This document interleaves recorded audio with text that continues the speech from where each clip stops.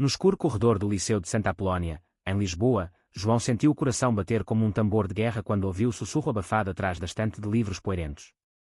Eles nunca vão entender. Mas eu não posso mais esconder, murmurava uma voz trêmula, e quando como um fantasma do passado. Antes que pudesse piscar, uma mão gelada tocou seu ombro, e o mundo de João desabou em segredos que mudariam para sempre as muralhas daquele colégio centenário. João recuou instintivamente, o ar úmido do porão da biblioteca impregnando seus pulmões com cheiro de papel mofado e segredos enterrados.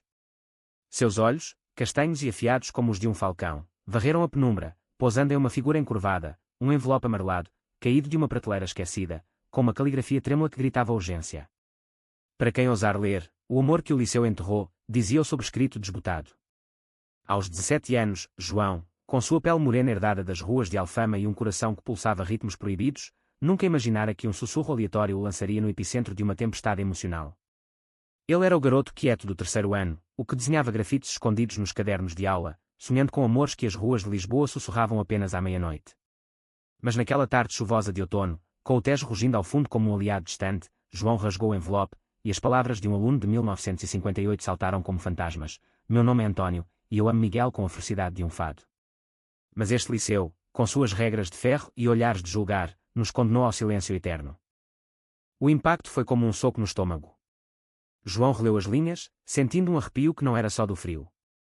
António descrevia encontros furtivos nos jardins do liceu, beijos roubados sob as arcadas mouriscas, e a traição de um professor que os delatara para preservar a honra da instituição. O final era um punhal: Miguel se foi para sempre, e eu carrego esta culpa como uma cruz. Que este segredo proteja os que virão. Lágrimas quentes turvaram a visão de João. Ele, que ainda lutava para admitir seu próprio amor por garotos em um mundo de olhares tortos e piadas cruéis no recreio, via-se refletido naquelas palavras. Como se o passado o tivesse escolhido para vingar os silenciados. Enquanto dobrava a carta, um barulho de passos ecoou na escada de pedra. João enfiou o papel no bolso da jaqueta de couro gasta, o coração galopando. Emergiu para o pátio principal, onde o sol poente tingia as fachadas azuladas de laranja, como se Lisboa conspirasse para acalmar sua alma agitada.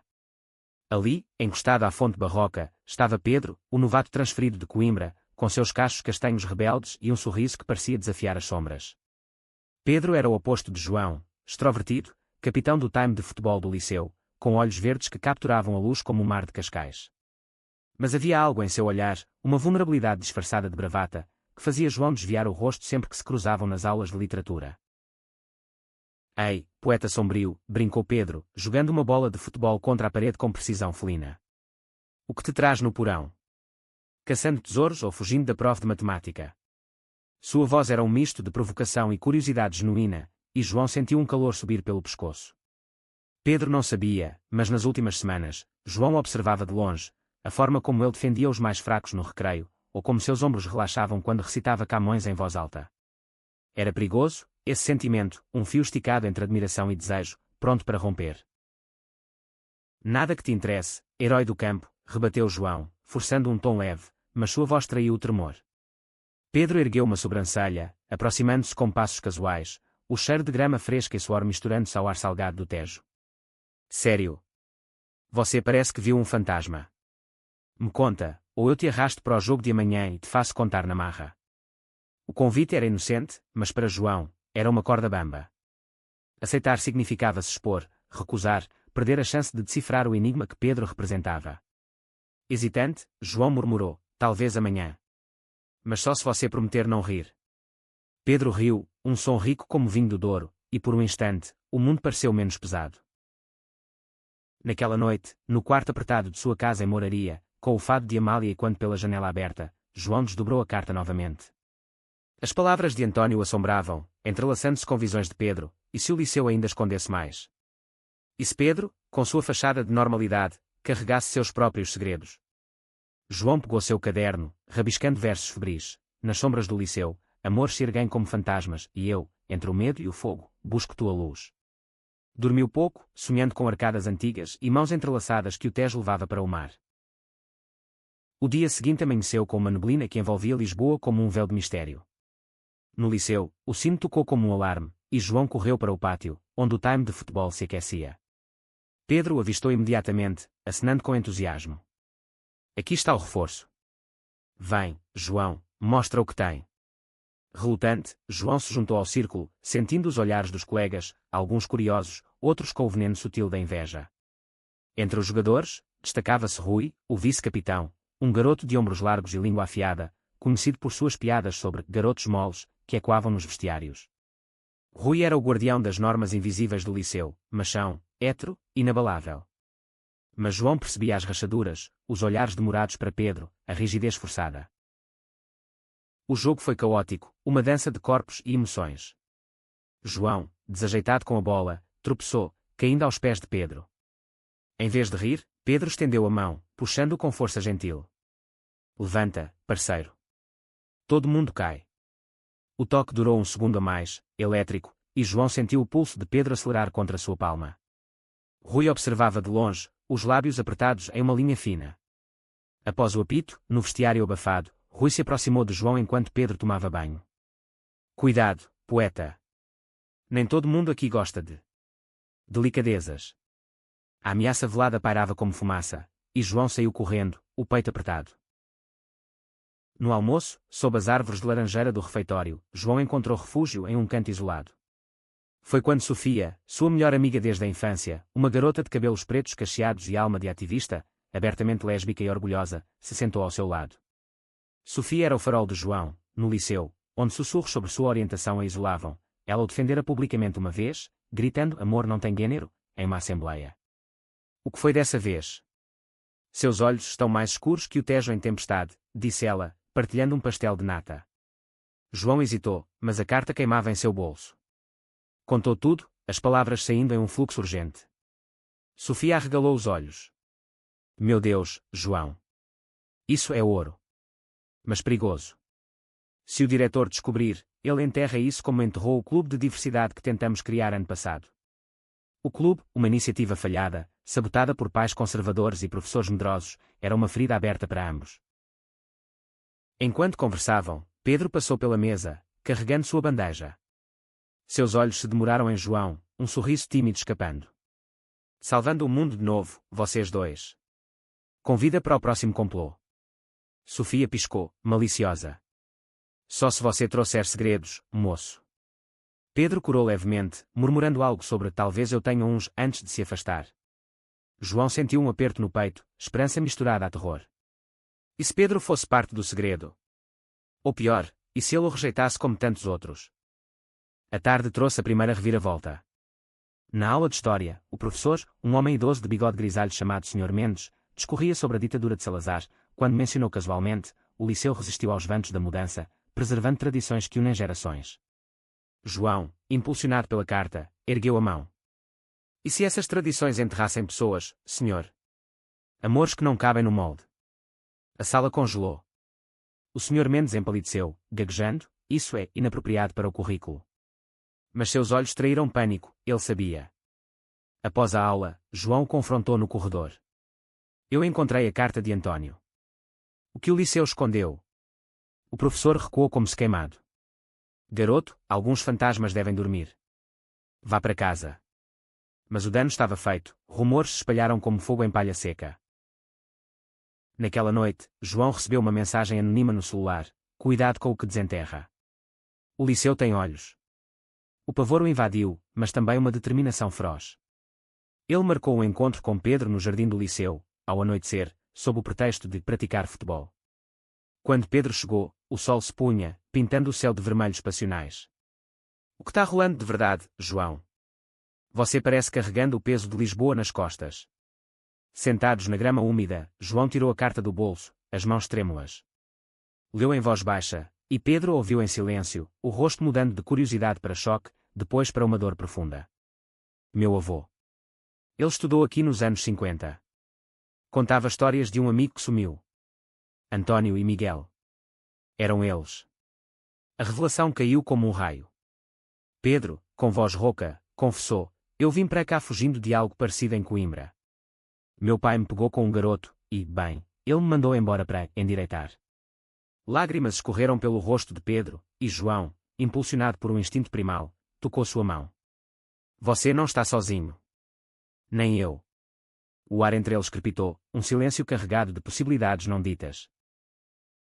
Mas o idílio foi interrompido por Rui, emergindo das sombras com 2 amigos, lanternas de celular acesas como olhos acusadores. O que é isso? Reunião de fracotes. Rui zombou, mas sua voz tremia. Pedro se levantou, protetor. Sai fora, Rui. Isso não te diz respeito. A tensão escalou, punhos cerrados, até que Sofia apareceu, gritando por ajuda. Os agressores recuaram, mas o aviso de Rui ecoou: vocês vão se arrepender. O liceu não muda. De volta à segurança, Pedro e João trocaram um olhar que selava uma aliança, não só de amizade, mas de algo mais profundo, um amor nascente forjado no fogo da vulnerabilidade. Os dias seguintes foram uma montanha-russa de emoções. João e Pedro mergulharam na investigação, vasculhando arquivos escondidos na biblioteca municipal, descobrindo recortes de jornais sobre incidentes no liceu nos anos 50, alunos expulsos por conduta imoral, professores demitidos por simpatia excessiva. Cada pista era um tijolo na muralha de silêncio que o liceu erguera. Sofia se juntou, trazendo sua rede de amigos que era da cidade, uma garota trans de Belém, um ativista bi de Sintra, formando um núcleo secreto que se reunia no café escondido de Chiado, bebendo galão e traçando planos. Entretanto, as sombras se alongavam. Rui, sentindo-se ameaçado pela união crescente, espalhou boatos. João era o agitador gay, Pedro, o traidor do Time. No vestiário, as piadas viraram insultos abertos, e um dia, a mochila de João foi vandalizada com grafites homofóbicos. Morra, viado, lia-se em tinta vermelha. O incidente o abalou, fazendo-o questionar tudo. Talvez devêssemos parar, Pedro. Antes que nos destruam. Mas Pedro, com olhos flamejantes, rebateu: ou nos erguem. Lembra da carta? António desistiu, e perdeu tudo. Nós não. Sua determinação reacendeu a chama em João, e naquela noite, em um abraço impulsivo sob as estrelas do mirador da Senhora do Monte, eles compartilharam o primeiro beijo, tímido, salgado de lágrimas, um pacto de almas entrelaçadas. A reviravolta veio como um furacão. Durante uma pesquisa noturna no liceu, infiltrando-se com chaves emprestadas de Sofia, João e Pedro encontraram uma caixa trancada no escritório do diretor. Forçando-a, revelaram não só mais cartas de António, mas documentos. O diretor atual, Dr. Vasconcelos, era neto do professor que delatara os amantes nos anos 50. E pior, há anos, ele suprimia qualquer iniciativa LGBTQ+ no liceu, financiada por doadores conservadores, para manter a tradição. A traição cortou como navalha. Pedro, abalado pela conexão familiar, confrontou o avô por telefone: você sabia? Porque escondeu isso de mim? O idoso, voz fraca, confessou: eu era Miguel. E o arrependimento me come vivo. A confissão de Pedro avô, o sobrevivente da tragédia, foi um terremoto emocional, unindo passado e presente em uma teia de dor e redenção. Com essa bomba, o grupo planejou o golpe, uma assembleia surpresa, projetando as cartas e documentos no auditório. Mas Rui, infiltrado por lealdade cega ao diretor, descobriu o plano e armou uma emboscada. Na véspera, no pátio escuro, ele e seus capangas cercaram João, Pedro e Sofia. Vocês acham que podem mudar o liceu? Isso é guerra. Socos voaram, sangue manchou o chão de pedra, e João, protegendo Pedro, levou um golpe que o deixou tonto. Sofia gritou por ajuda, e professores intervieram, mas o dano estava feito. O liceu acordou em polvorosa, com pais furiosos e mídia local farjando escândalo. O clímax irrompeu na assembleia, o auditório lotado como um caldeirão fervente. Dr. Vasconcelos, pálido no palco, tentou acalmar: ordem, por favor. Isso é um assunto interno. Mas João, com o rosto inchado mas olhos de aço, subiu ao microfone, Pedro ao seu lado, mãos unidas em desafio. Este liceu enterrou amores como o de António e Miguel, meu avô, senhor diretor. O gasto coletivo foi ensurdecedor. Projetaram as cartas, as confissões, e vozes se ergueram, alunos que saíram do armário em cadeia, professores admitiram cumplicidades passadas. Rui, no meio da multidão, quebrou, lágrimas escorrendo, confessou sua própria luta interna, um amor reprimido por medo. Eu odiava em vocês o que temia em mim. O diretor, confrontado pelo fantasma de seu avô, renunciou ali mesmo, prometendo reformas. Nos meses seguintes, o liceu renasceu. O clube de diversidade floresceu, com murais de azulejos celebrando amores diversos, e Pedro e João, agora abertamente juntos, caminhavam pelos corredores de mãos dadas, o sol de Lisboa iluminando seu caminho. O segredo desenterrado não destruiu, mas libertou, provando que, nas sombras do passado, o amor sempre encontra luz. E assim, o Liceu de Santa Apolónia tornou-se farol, mudando não só uma escola, mas corações inteiros. A calmaria pós-tempestade era ilusória, como o silêncio antes de um fado mais profundo. João acordava com pesadelos de socos e sussurros, mas os dias no liceu agora pulsavam com uma energia nova, frágil como cristal. Pedro, ao seu lado na cama improvisada de almofadas no quarto de João, murmurava promessas ao amanhecer: nós sobrevivemos. Agora, vivemos. Seus beijos matinais eram suaves, cheios de gratidão, um bálsamo para as cicatrizes invisíveis. Mas João sentia as rachaduras em sua alma. A carta de António não era só história, era um espelho de suas inseguranças. E se o diretor voltar? E se Rui nos odiar para sempre, confessava ele, traçando os cachos de Pedro com dedos ansiosos. Pedro, sempre o âncora, respondia com ações, organizava sessões de grupo no novo clube, batizado Arco-Íris de Santa Apolónia, onde alunos compartilhavam histórias sob as arcadas floridas. Sofia brilhava como moderadora, sua risada enquanto como sinos de alfama, mas até ela carregava pesos, uma carta de sua mãe, conservadora de Porto Alegre, exigindo que ela escolhesse melhor suas amizades. Elas acham que isso é fase, desabafava Sofia, olhos úmidos. João a abraçava, sentindo a teia de laços que os unia, não só amor romântico, mas uma irmandade forjada no fogo. Rui era o enigma não resolvido. Após a assembleia, ele se isolara, faltando aos treinos, seu armário no vestiário vazio como um eco. Pedro, impulsionado por empatia, o procurou no café da esquina, onde Rui afogava silêncios em bicas duplas. Porquê, Rui? Você era meu irmão no campo. Rui, barba por fazer e olhos vermelhos, explodiu, porque eu via em você o que eu queria ser, livre. Meu pai me bateu quando descobriu que eu... Bem, que eu beijei um garoto em segredo. Aqui, eu fingia para sobreviver. A confissão rasgou o ar, e Pedro, sem julgamento, ofereceu a mão. Junte-se a nós. O clube não é só para quem grita, é para quem sussurra. Rui hesitou, mas o aperto de mão selou uma trégua tênue. Enquanto isso, o diretor interino, uma professora de literatura chamada Dona Clara, mulher de meia-idade com óculos redondos e alma de poeta, implementava mudanças, palestras sobre história queer portuguesa, de poetas como Sofia de Melo a ativistas modernos. Mas resistência fervia nos corredores. Pais conservadores, liderados pelo pai de Rui, um industrial de Setúbal, ameaçavam boicote, alegando doutrinação. Uma petição circulou, coletando assinaturas como veneno lento. João, lendo os nomes familiares, sentiu o pânico retornar. Eles vão nos separar de novo. A segunda reviravolta veio de onde menos esperavam. O avô de Pedro, Miguel, viajou de Coimbra para Lisboa, um homem frágil de 80 anos, apoiado em uma bengala de castanheira. Encontraram-se no jardim do liceu, sob a mesma fonte onde João e Pedro se beijaram pela primeira vez. Miguel, com voz rouca como cascalho, segurou a mão de João. Você desenterrou meu António. Obrigado.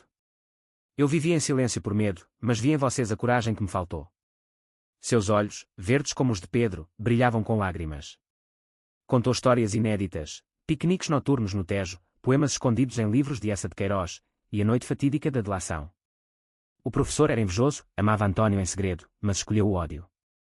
A revelação adicionou camadas. O diretor Vasconcelos não era só neto do traidor, seu pai, o professor, morrera atormentado por culpa não confessada.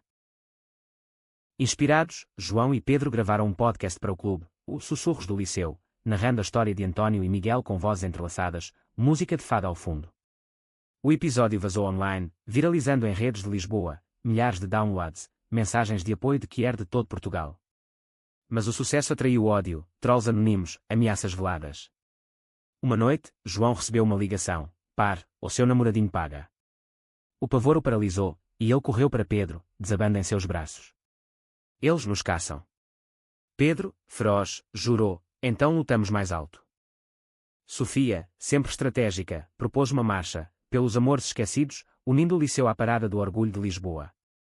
Rui, redimido aos poucos, ajudou na logística, seu silêncio transformando-se em ação silenciosa.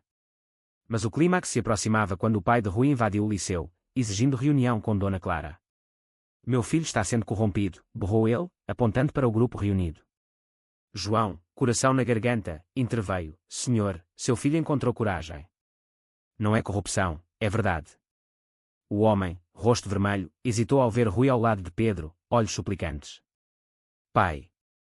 Eu sou assim. Aceita ou perca. O silêncio que seguiu foi ensurdecedor, quebrado por um suspiro trêmulo. Eu. Vou tentar. Era uma vitória pequena, mas real, um pai dobrando-se ao amor de um filho. Com a marcha se aproximando, tensões internas emergiram. João, pressionado pelo sucesso, duvidou de si. Sou só um garoto de moraria. E se eu falhar todos? Pedro, em uma noite chuvosa no Miradouro, o confrontou. Você é o que me salvou. Nosso amor não é fraqueza, é a força que muda tudo. O beijo que se seguiu foi paixão pura, dissipando dúvidas como névoa ao sol. Sofia, testemunha discreta, sorriu. Vocês dois são o coração desta loucura. A marcha explodiu em cores, bandeiras arco-íris tremulando pela Avenida da Liberdade, o Liceu na vanguarda com cartazes, segredos não matam, silêncio sim. Mídia nacional cobriu, e o podcast ganhou prémios. Mas em meio à euforia, uma carta final chegou, de Vasconcelos, pedindo perdão. Eu herdei o veneno. Vocês o curaram. O ciclo se fechava, deixando espaço para cura. O outono avançava, folhas de castanheira caindo como confetes melancólicos nos pátios do liceu, mas o ar carregava uma eletricidade persistente, como se Lisboa prendesse a respiração. João e Pedro navegavam essa nova normalidade com passos cautelosos, seus olhares se encontrando em aulas como âncoras em mar revolto. No entanto, sob a superfície de aceitação crescente, fissuras se formavam, não de fora, mas de dentro. João, agora ícone relutante do movimento, sentia o peso da expectativa como uma capa de chumbo. Todo mundo me vê como herói, mas eu só queria amar sem medo, confidenciou a Sofia durante uma caminhada pelo Tejo, o rio refletindo luzes noturnas como promessas quebradas. Sofia, com sua sabedoria afiada, rebateu: heróis sangram, João. Lembra de António? Ele sangrou em silêncio. Você grita por ele. Mas até ela lutava, uma paquera nova, uma garota de arte chamada Inês, trazia alegrias misturadas a receios de rejeição familiar. O grupo se reunia semanalmente no Café de Chiado, agora um santuário de risadas e planos, com Rui se integrando devagar, compartilhando anedotas de sua vida dupla, com humor autodepreciativo. Eu era o rei do armário, tinha até um trono de mentiras, brincava ele, arrancando gargalhadas. Sua redenção era catártica, um lembrete de que preconceito muitas vezes mascara dor própria. Pedro, o eterno otimista, impulsionava inovações, propôs um mural coletivo no liceu, pintado por alunos que eram aliados, retratando cenas de amor português, de fados lésbicos imaginados a casais gays dançando ao luar de Sintra. Dona Clara aprovou, mas com ressalvas: cuidado com os olhares dos mais velhos. Os mais velhos, professores conservadores como o Sr. Mendes, murmuravam em salas de staff, temendo exagero. Mendes, atormentado pela confrontação inicial, procurou João em particular. Eu era jovem na época de António. Fechei os olhos por covardia. Me perdoe. A confissão, sussurrada em um corredor equante, foi um bálsamo inesperado, transformando antagonista em aliado relutante. Entretanto, o passado ressurgia em formas insidiosas. Durante a pintura do mural, um grupo de ex-alunos, filhos de doadores antigos, vandalizou o esboço noturno, tradição acima de tudo rabiscada em spray preto. A fúria coletiva foi palpável, Pedro socou uma parede, João chorou de raiva impotente. Eles não param. Nunca param. Sofia, pragmática, transformou o ato em combustível: vamos pintar por cima. Cada camada, uma vitória. A sessão de repintura virou ritual de cura, mãos sujas de tinta entrelaçando histórias. Rui confessou seu primeiro crush, um primo distante. Inês revelou sua transição parcial, escondida da família. João e Pedro, pincéis em punho, trocaram olhares que diziam mais que palavras, um amor maduro, testado pelo tempo. A terceira reviravolta veio via podcast. Um ouvinte anônimo enviou áudio, voz trêmula de um professor aposentado, confessando ser o filho do delator original. Meu pai se matou por culpa. Eu continuei o silêncio, ensinando aqui por décadas. Mas ouvindo vocês, eu quebro o ciclo. O episódio especial, intitulado Vozes do Silêncio, explodiu, compartilhado em fóruns europeus, atraiu convites para conferências em Porto e até Bruxelas. Pedro e João viajaram para a primeira, de trem ao longo da costa, mãos unidas na janela enquanto o Atlântico rugia. Isso é nosso, João. Não só sobrevivência, legado. Em Porto, no auditório lotado, João falou pela primeira vez sem gaguejar, voz firme: o liceu nos ensinou a odiar, nós o ensinamos a amar. Aplausos choveram, mas nos bastidores, Pedro beijou com urgência: você brilhou. Meu herói. De volta a Lisboa, o sucesso amplificou sombras. O pai de Rui, tocado pela marcha mas ainda rígido, marcou jantar familiar, convite estendido a Pedro e João como teste. A mesa em Setúbal era um campo minado, pratos de bacalhau fumegantes, olhares avaliadores. O homem, barba grisalha e mãos calejadas de fábrica, grunhiu: eu errei com meu filho. Mas isso. 2 garotos. Como criar família? João, coração acelerado, respondeu com honestidade crua: amor não segue receitas, senhor. É o que nos faz humanos. Rui, ao lado, apertou sua mão sob a mesa, gratidão silenciosa. A noite terminou em impasse, mas com uma promessa: eu vou à terapia. Por ele. Pequenos passos, mas monumentais. Internamente, João enfrentava seu maior demônio. A carta final de António, encontrada na caixa do diretor, revelava um amor não correspondido por Miguel em parte, ciúmes que levara à delação indireta. Eu amava tanto que o destruí, escrevera. João, lendo à luz de vela, questionou seu próprio ciúme latente, e se eu machucar Pedro por medo. Confrontou-o no jardim, chuva fina caindo como lágrimas divinas. Eu te amo, mas temo ser como António, possessivo até a ruína. Pedro, olhos serenos, o puxou para perto: você não é, nosso amor é ponte, não prisão. A conversa os fortaleceu, transformando vulnerabilidade em intimidade mais profunda. Sofia e Inês, inspiradas, lançaram uns hinos escolares sobre a interseccionalidade que era em Portugal, textos sobre racismo em comunidades LGBTQ+, e migração de África. João contribuiu com um ensaio sobre moraria como berço de amores marginais. O zine circulou, desafiando narrativas, mas atraiu críticas de aliados brancos, muito radical. Sofia rebateu em assembleia: inclusão não é conforto, é confronto. O debate rachou o clube temporariamente, forçando João a mediar: somos mosaico, não monolito. Ouçamos. A resolução veio em uma fogueira noturna no Tejo, histórias compartilhadas dissipando tensões. Com o fim do ano letivo se aproximando, Dona Clara anunciou a eleição para diretor permanente e, surpreendentemente, indicou João como representante estudantil. Você mudou este lugar, garoto. O peso era imenso, mas Pedro sussurrou: juntos, sempre. E assim, entre pintas de moral e sussurros de amor, o liceu tecia seu novo tecido, imperfeito, mas vivo. Inverno instalou-se em Lisboa com um manto de névoa e chuvas persistentes, transformando as ruas em rios de reflexão e as arcadas do liceu em refúgios úmidos de confidências. João, agora ponte entre alunos e administração, sentia o fardo como uma coroa de espinhos, reuniões intermináveis com pais céticos, negociações com professores relutantes. Você é jovem demais para isso, zombava um conselheiro, mas João respondia com o fogo de quem sobrevivera, e velho o suficiente para saber o custo do silêncio. Pedro o apoiava invisivelmente, deixando bilhetes em seu armário: meu sol em tua sombra, com desenhos de corações entrelaçados em azulejos. O grupo evoluía, mas não sem custos. Rui, emergindo de sua concha, iniciou um subgrupo para atletas quier, treinando garotos tímidos no campo após o anoitecer. Sua jornada era inspiradora. O pai, após sessões de terapia em Setúbal, apareceu em um jogo, aplaudindo hesitante. Estou orgulhoso, filho, murmurou após a vitória, um marco que Rui compartilhou em lágrimas no café. Mas nem todos floresciam. Um aluno novo, Tomás, de família evangélica, juntou-se ao clube só para ser expulso de casa após ser visto com um namorado. João acolheu em sua casa em Moraria, o quarto de hóspedes virando santuário. Aqui, você é família, disse, e quando as palavras de sua avó falecida, uma fadista que cantara amores proibidos.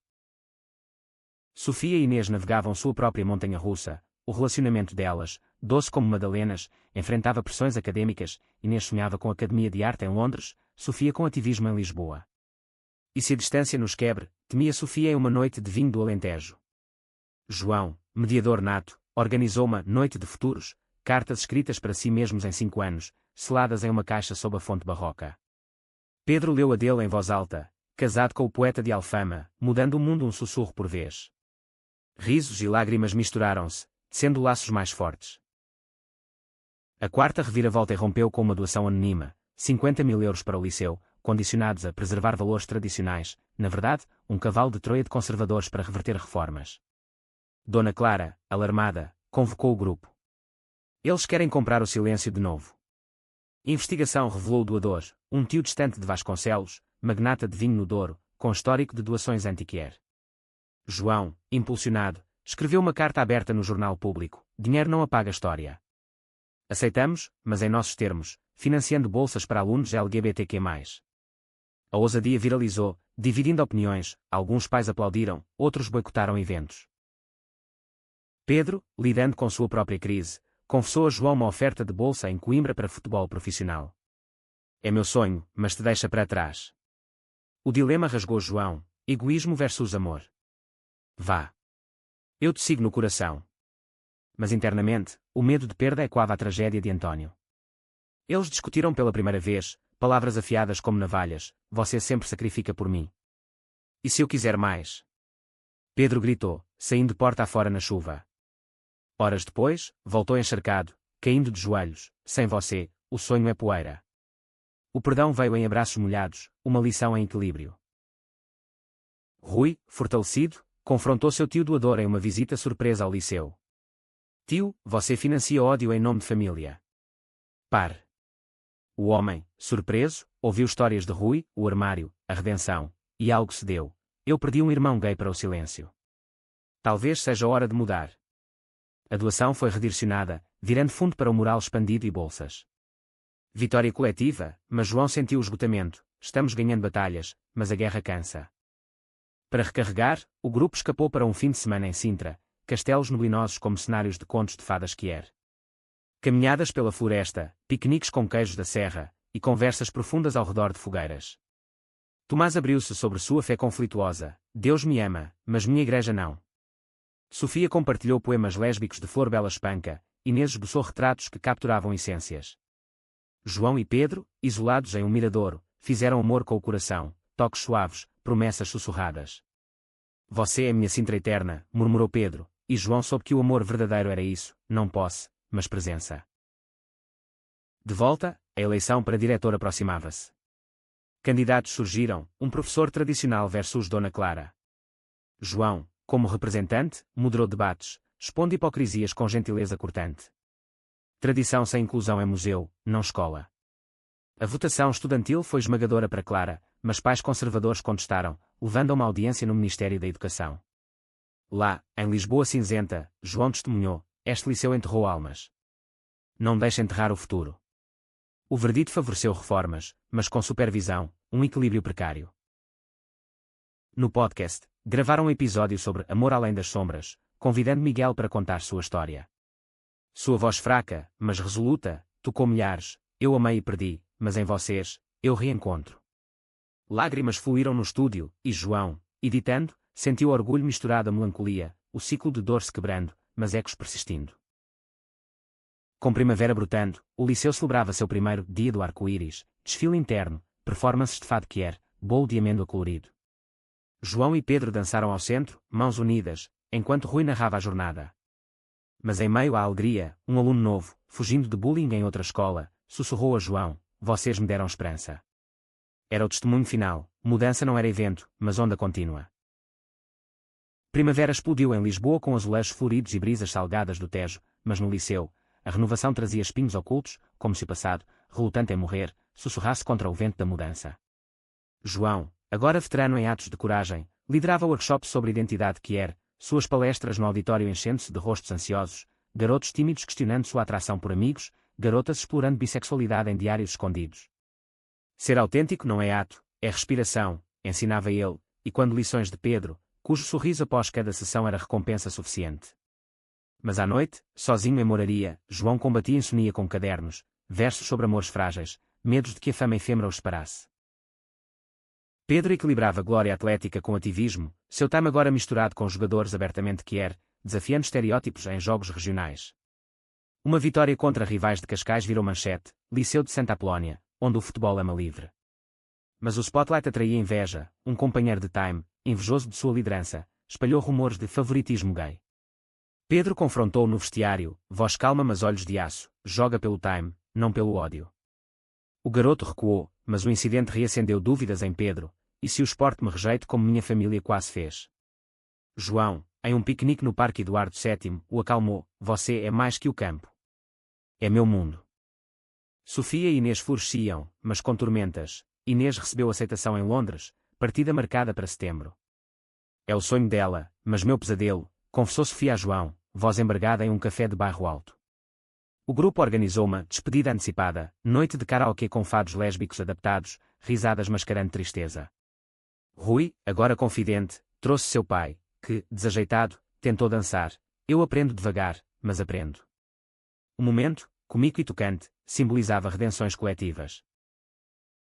A quinta reviravolta veio de uma fonte improvável. O Ministério da Educação, impressionado pelas reformas, convidou o liceu para um piloto nacional de educação inclusiva. Dona Clara aceitou, mas com um porém: a auditoria externa, liderada por um inspetor conservador de Évora, conhecido por bloquear iniciativas semelhantes. Ele vai dissecar cada canto, alertou Clara. João e Pedro prepararam defesas, portfólios de podcasts, fotos de murais, depoimentos de alunos. Durante a visita, o inspetor, homem rígido de terno cinza, questionou Rui: "Isso não divide a escola?" Rui, erguendo-se, rebateu: "Né, senhor. Eu era o divisor, agora, sou ponte." O inspetor, tocado, recomendou aprovação, mas com uma condição: um fórum aberto com pais céticos. O fórum, no auditório lotado, foi um caldeirão, pais gritando: "Isso corrompe a inocência", mães defendendo: "Meu filho encontrou voz aqui." João moderou, coração batendo forte, chamando Miguel ao palco virtual via vídeo. Eu vivi o silêncio. Não deixem seus filhos viverem. Lágrimas fluíram, e um pai, voz trêmula, admitiu: "Eu temo pelo meu menino, que é diferente. Mas vejo esperança em vocês." O consenso emergiu, apoio condicional, concessões familiares. Vitória pírrica, mas progressiva. Internamente, João enfrentava um abismo pessoal, sonhos recorrentes com António, julgando-o: "Você libertou outros, mas e seu próprio segredo?" O segredo? Uma carta não enviada ao pai, ausente desde a infância, confessando sua orientação. Pedro o encorajou: "Escreva. Libere." Em uma tarde chuvosa no Tejo, João postou a carta, sem endereço. Semanas depois, resposta chegou, não do pai, mas de uma tia: "Ele está em Faro, lutando com demónios. Mas orgulhoso de você, menino." O closure parcial curou feridas antigas. Tomás, o refugiado do clube, iniciou um blog anónimo sobre fé e sexualidade, ganhando seguidores em comunidades religiosas que era. Sua coragem inspirou João a expandir o podcast para episódios interseccionais, Fé sem correntes, com Tomás narrando. O episódio explodiu, mas atraiu atos de extremistas online, ameaças que forçaram segurança extra no liceu. Sofia, furiosa, contra-atacou com o manifesto: "Ódio é ruído, amor é sinfonia." Para Rui, o teste veio em um torneio nacional. Rivais homofóbicos zombavam abertamente. Rui, capitão interino, parou o jogo, microfone em mão: "Aqui jogamos limpo, no campo e no coração. Quem não respeita, sai." Aplausos da torcida, e Pedro, na arquibancada, sussurrou a João: "Ele é o herói agora." Pós-jogo, os Times rivais se reuniram em círculo, trocando histórias. Um deles, gay enrustido, encontrou em Rui um mentor. Com o verão se aproximando, Inês partiu para Londres, aeroporto de despedida, um mar de abraços e promessas de visitas. Sofia, devastada, mergulhou no ativismo, campanha contra leis anti-trans em Portugal. João a apoiou, mas sentiu o vazio: o grupo encolhe. Pedro planejou uma viagem para eles, Algarve, praias douradas para recarregar. Lá, sob estrelas do Cabo de São Vicente, eles sonharam: universidade juntos, em Lisboa ou onde o amor nos leve. O liceu, agora modelo nacional, recebia visitas de outras escolas, professores de Faro aprendendo sobre morais, diretores de Porto sobre podcasts. Dona Clara, reeleita, creditou João: "Você plantou a semente." Mas ele sabia: era coletiva. Em uma festa de fim de ano, com fado ao vivo e danças livres, João ergueu um brinde: "Pelos segredos desenterrados, amores libertos." Pedro beijou ali, público aplaudindo, normalidade doce. Mas sussurros persistiam, um novo boato de corte de fundos. A luta continuava, mas agora com raízes profundas. Verão de 2026 desabrochou em Lisboa com um calor abrasador que derretia as pedras das calçadas e inflamava paixões latentes, mas no Liceu de Santa Apolónia, o intervalo letivo era um interlúdio de planejamento febril, não descanso. João e Pedro, escapados para o Algarve, voltaram bronzeados e renovados, mas carregando o peso de futuros incertos. João com aceitação em letras na Universidade de Lisboa, Pedro cortejado por olheiros de clubes em Porto. "E se o destino nos separe?", murmurava João nas noites quentes de moraria, corpo colado ao de Pedro em lençóis úmidos. Pedro, traçando mapas invisíveis em sua pele, respondia: "Destino é o que fazemos. Eu escolho você." O grupo, disperso mas conectado via grupo de mensagens efervescente, tramava o próximo ato, um festival anual, Vozes Esquecidas, com performances quer, feiras de zines e painéis com ativistas nacionais. Sofia, recém-reunida com Inês para uma visita relâmpago de Londres, liderava a curadoria: "Vamos fazer barulho que ecoe até Madrid." Rui, treinando intensamente, prometeu uma exibição de futebol inclusivo, gol para cada identidade. Tomás, agora em terapia e blog famoso, contribuiria com uma palestra sobre reconciliação espiritual. Mas o entusiasmo mascarava ansiedades. Sofia temia o burnout, Rui o julgamento de novos recrutas. A sexta e última reviravolta, um clímax de proporções épicas, iniciou-se com uma carta bombástica. O Ministério anunciava inspeção surpresa, motivada por queixas de excesso de ativismo de uma coalizão conservadora nacional, financiada pelo mesmo círculo do tio de Rui. Eles voltam para nos sufocar, alertou Dona Clara em reunião de emergência no café de Chiado. O pânico era palpável, meses de progresso em risco. João, sentindo o déjà-vu da carta original de António, propôs contra-ataque: documentamos tudo. Um dossiê vivo, com depoimentos, métricas de impacto. Pedro, estratégico, adicionou, e um live stream da inspeção, transparência como arma. Preparativos viraram maratona, noites em claro editando vídeos, coltando assinaturas de apoio de celebridades quer portuguesas, um cantor de fado abertamente gay, uma atriz trans de teatro. Miguel, o avô de Pedro, gravou um depoimento final: eu fui o fantasma, eles são a luz. Protejam-na. Sua voz fraquejou no fim, e Pedro chorou editando, João o consolando: ele vive em nós. Sofia enfrentou sua própria batalha. A mãe, visitando de Porto Alegre, confrontou-a sobre Inês. Isso não é natural, filha. Sofia, voz firme: meu amor é, aceita ou perca. A reconciliação veio devagar, um abraço hesitante, vitória íntima em meio ao caos. Rui mobilizou sua rede atlética, treinadores de todo o país assinaram petição, atestando como o liceu inspirara times inclusivos. Tomás, corajoso, debateu com líderes religiosos locais, convertendo céticos: Deus é amor, não exclusão. O dossiê cresceu para 200 páginas, um testamento de transformação. O dia da inspeção amanheceu nublado, teste cinzento como presságio. O inspetor-chefe, uma mulher de meia-idade chamada Dr. Oliveira, surpreendentemente progressista, chegou com a equipe, varrendo corredores e salas. Alunos, treinados, guiaram tours: aqui, o mural que curou feridas; ali, o clube que salvou vidas. Ao auditório, o live stream rolava, milhares assistindo online. João apresentou o dossiê, voz trêmula mas resoluta: não somos problema, somos solução. Pedro, ao lado, acrescentou: mudamos uma escola, imagina o país. Conflito explodiu quando um inspetor auxiliar, homem de Évora, questionou: isso promove divisão, não unidade. Sofia rebateu: divisão é o silêncio que matou amores passados. O debate escalou, câmaras capturando cada palavra, até Dr. Oliveira intervir: basta. Veja o impacto real, notas subiram, bullying caiu 70%. Aprovado, com a expansão nacional. Aplausos irromperam, abraços coletivos, mas o ápice veio pós-anúncio. O inspetor auxiliar, olhos úmidos, confessou baixinho a João: meu irmão se suicidou por ser gay. Vocês me deram perspectiva. Redenção inesperada, fechando círculos. O festival Vozes Esquecidas coroou o triunfo, milhares no pátio, fado remichado com beats eletrónicos, danças livres sob luzes arco-íris. Miguel, em cadeira de rodas, assistiu orgulhoso, sussurrando a Pedro: António sorriria. João e Pedro subiram ao palco para o fechamento, de um segredo no porão a uma revolução, obrigado por caminharem conosco. O beijo deles, sob aplausos trovejantes, selou não fim, mas começo eterno. Anos depois, o liceu ecoava com novas vozes, mas João e Pedro, casados em uma cerimônia no Tejo com amigos como testemunhas, sabiam: o segredo mudara tudo, provando que amor, uma vez desenterrado, floresce imparável. Lisboa, eterna guardiã de paixões, sussurrava a aprovação em seus vantos.